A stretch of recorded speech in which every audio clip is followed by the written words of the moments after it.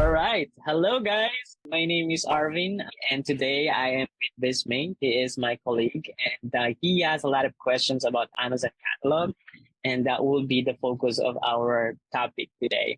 So, Bismay, how are you today? Oh, good. How have you been? And I'm just super curious. So I'm going to jump in and ask, what's Amazon catalog management? Yeah, for sure. Yeah, my week has been really, really good so far. So, today I'm so excited to just share everything that I know about catalog management. So, catalog management or Amazon catalog is more on talking about organizing, maintaining, and looking after all of your Amazon listings. Maybe from the product detail page on the back end, and maybe even using flat files. So, this is how you're optimizing your listings, how you're organizing everything to make sure that your listing is up to the standard of Amazon catalog. And since you said that you're curious about Amazon catalog, is there anything specific that you want to know about Amazon catalog? Well, you just mentioned like four things. So let's start with the easiest that I feel in my head, the product detail page. Yeah. Well, when I create that or when someone else is creating it, what are the things that I need to make sure are on it? So it depends on what phase you are in. Whenever you're just trying to start launching a new product or you are already optimizing the product. I think, well, there's a lot of details on what new sellers need to do. Why don't we talk about what if I'm doing it for 1 year or two? So yeah, maybe we can start with the vital information that you should make sure whenever you're creating a new listing. So let's talk about having product title, the bullet points, an image of your product on a white background, product description, search terms back and keywords. Those are some of the attributes that it is really necessary. Of course, pricing and your brand name. So whenever you are creating a new listing, for some categories, these are the information that Amazon is usually looking for, and they will not allow you to proceed if you are missing any of it. Like, for example, you don't have the brand name, or maybe you don't have the title that is, or you can just always make up a title for sure. But if you don't have a real world image, for example, you may be able to create a listing, but Amazon will then, in the next hour or so, or maybe within the next 24 hours, Amazon will suppress your listings.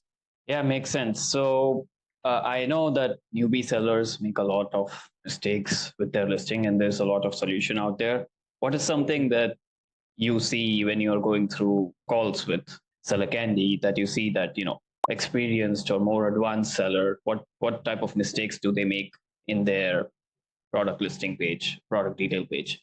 Yeah, obviously there's a lot. I am talking to almost all of our sellers that we manage here in Seller Candy. I'm talking to some agencies as well. The most common issue that I experience when it comes to catalog is about the suppressed listing. So it is either missing a product description, or sometimes Amazon is not allowing them to update the listing, even though they are the brand owner, they have the brand registry. Amazon is always just telling them that you are not winning the contribution rights to perform any update on specific listing. There are some sellers that in the past they have incorrectly created their listing under an incorrect brand name, and now they updated their manufacturer website, they updated everything, but then Amazon is still not allowing them to change the brand name of the product that they are selling. Because obviously, when you're a seller, you have to make sure, especially right now that Amazon is becoming stricter and stricter when it comes to selling on Amazon, you have to show ownership. You have to take control of your listing. And if it is listed under an incorrect branding or not even connected to the brand registry, then you will be in trouble because anyone can hijack your listing. So there's a lot more to consider for sure. But yeah, some sellers, they have this issue about they are using a lot of keywords or terms that is not even allowed.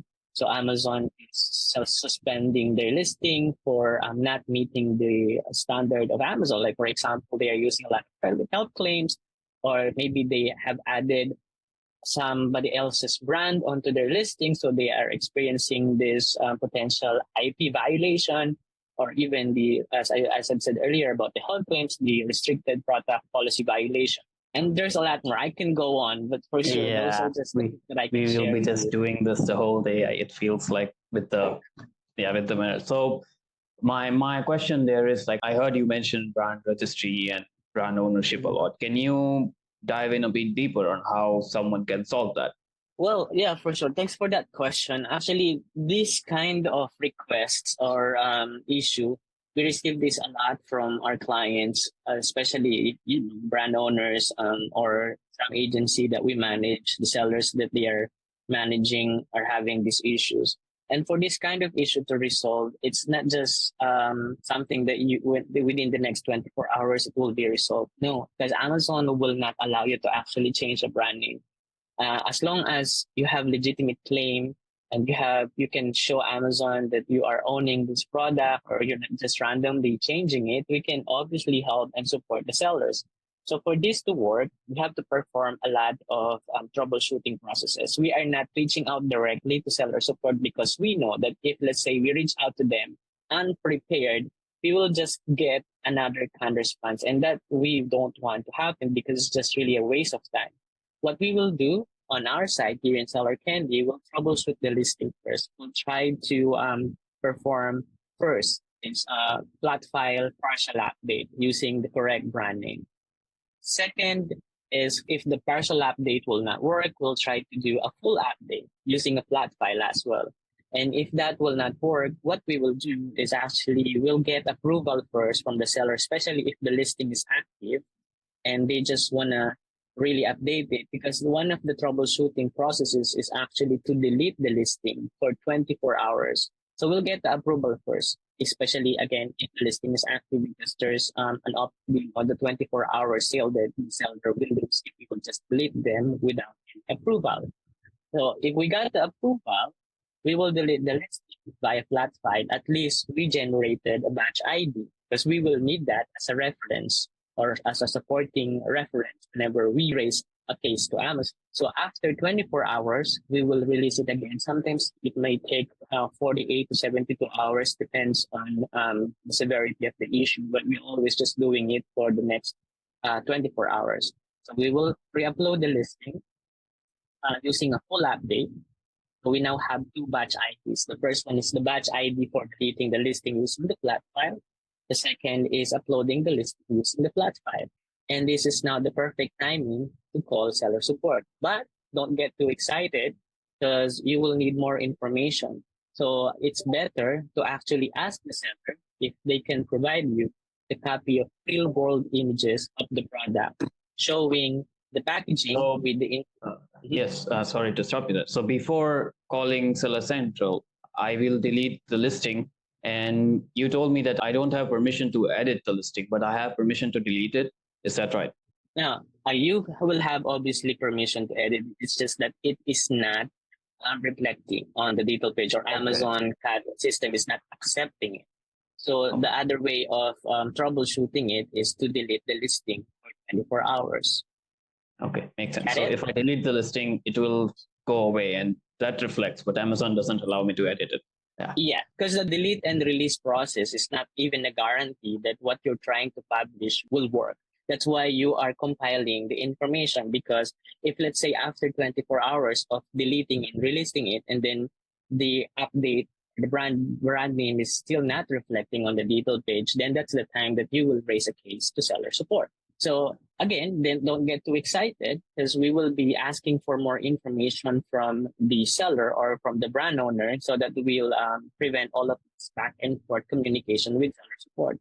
So what we will ask them is to provide us the copy of the real world images of the product showing the front packaging and the back packaging showing the correct brand name and even the barcode of the product because we will need to send that to Amazon. It could be something that they can take using their mobile phone, they're holding it with their hands. It's just that it has to be real world. It should not be rendered. The second thing that we will ask seller is the updated manufacturer website because we need to redirect the seller support to the manufacturer website where they can see the correct product, the correct brand name, and all of that information. Third, if possible, is to the copy of the GS1 certificate because we need to tell Amazon that, yeah, as a seller, I'm actually owning this product. I have even registered my UPC code to GS1 database, and you can check it with the certificate that I have in here. And then there will be instances that we will also be asking seller if they can provide us the copy of their trademark. So those are just some of the exact documents that we are always asking the seller to provide to us, because we need to send it to seller support aside from the batch IDs for deleting and then relisting the product. Because what you will try to do is, if you can skip the first level of support or the customer service of Amazon, and try to reach out to their leadership team, because they are the only one who has access to the tools to try to modify the listing. But in order for them to edit, you have to provide all of this information or these documents to them. Did that make sense? Yeah, that's a lot of information for me to process. But yeah, that makes sense because you clearly explained it like beginner friendly. As you mentioned that it might take 48 to 72 hours. Do they always reply, or do we need to still keep on following up with them? Well, actually, so when you reach out to Amazon, you'll not do it via email. You can also do it via email. It's just much faster to do it via phone. Then again, you can only speak to the first level of support. They can also transfer you to the leadership team, the catalog captive team, but it's not that instantly you will receive a resolution to the case. So if the case, or if the seller support mentioned that now the listing is transferred, or the ticket rather has been transferred to the leadership team and they are reviewing it, sometimes it takes days to actually complete the review. One thing that our team is not doing, unless it is really urgent, is actually to try to follow up on the case. Because if you will follow up in the case, remember, the case has been transferred to the leadership team, and meaning that it is already in their queue. So it keeps on moving until they complete all of the first requests that they receive. If you follow up on the case that you created, it is just really my hypothesis. What's happening is that it is moving to the back of the queue. So it get answered later. And then there's also instances that if you will, let's say, create a new case just to follow up on the original case that you created, they will just merge these two cases. And then again, the request to actually transfer the case to the leadership might be forfeited. So unless it is really urgent, we're trying not to follow up within the next 24 hours. We will wait until the next 48 hours. But if they will close the ticket within the 24 hours, it means that it is not transferred to the leadership team, because you have to remember that all of this seller support, they have SLAs, they have KPIs. And so if it is not transferred to the leadership team within the next 24 hours, there's the possibility that it is just sitting on the agent level. I noticed it personally that if it is transferred to the leadership team, the case is kept as open, and I will receive a consistent email from the seller support that this ticket is still being reviewed by the leadership team. So those are just my personal experience. So yeah, it seems like a lot of, well, not just beginners, but even experienced sellers make the mistake of keep on following up till you get a reply, because that's the advice you get everywhere online. So yeah, maybe this is something. You have to follow up too if it is something really urgent. Yeah, if it's something that you can be patient on, be patient. Or if it's urgent, then yeah, you can start following up. But you need to find the balance. Is that right? Yeah, you have to find the balance, and then just again trust the process. And if let's say you're not really getting the resolution, the seller support or the leadership team for some reason that get back to you and say that they cannot do the edit, you still have to continue reopening as long as you believe that you have the right to actually perform the edit and Amazon is incorrect about it. And there will be other ways to try to escalate the issue, because that thing that I told you is just the troubleshooting process that we are following here. But you can also, our team is also doing it, to send an email to jeff@amazon.com. It's another way of escalating the issue. If just to try to get the issue resolved. There's a lot more ways. It's always just thinking outside of the box. That's how the team is working with seller support. Yeah, maybe yeah, we can tell people to try this way. Yeah. Yes, sir. All right. It was nice chatting. Bye. Thanks.